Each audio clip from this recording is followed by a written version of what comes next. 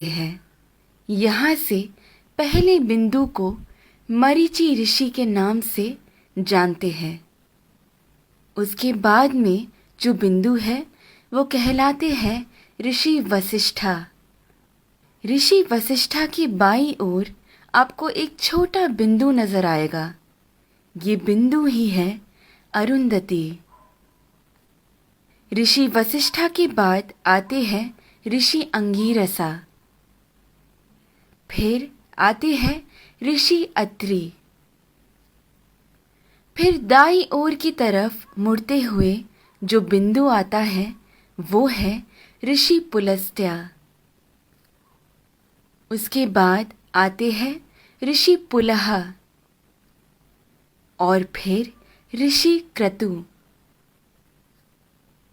ऋषि पुलह और क्रतु के अंतर को 5 गुना मिलाकर नीचे की तरफ आएंगे तो वहां बसे हैं ध्रुव नक्षत्र। सदा उत्तर में रहने की वजह से उसे ध्रुव नक्षत्र कहा जाता है।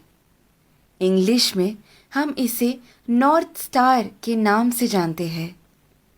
बाल्यावस्था के ध्रुव नक्षत्र अगर उत्तर में बसे हैं तो वृद्धावस्था के अगस्त्य नक्षत्र दक्षिण में बसे हैं।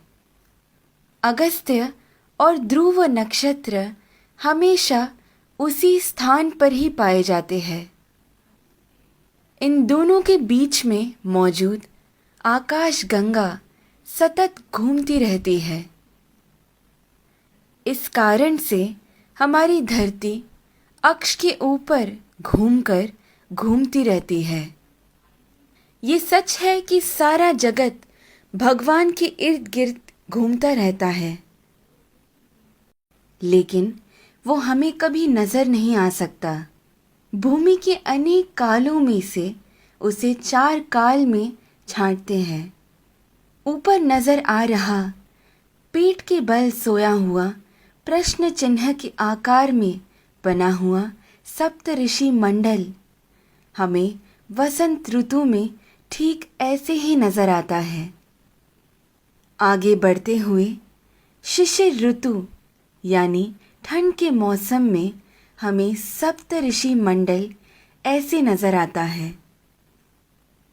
फिर शरद ऋतु में जब सारे पत्ते झड़ने लगते हैं तब सप्त ऋषि मंडल हमें ऐसे पीठ के बल सोया हुआ प्रश्न चिन्ह के आकार में नजर आता है।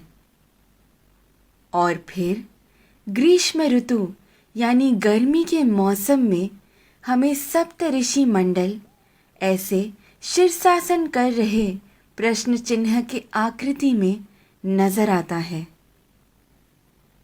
चाहे जो भी हो, जब हम ये सारे प्रश्न चिन्हों को एक साथ में देखते हैं, हमारे सामने एक विशेष आकृति हमें बनता हुआ नजर आता है।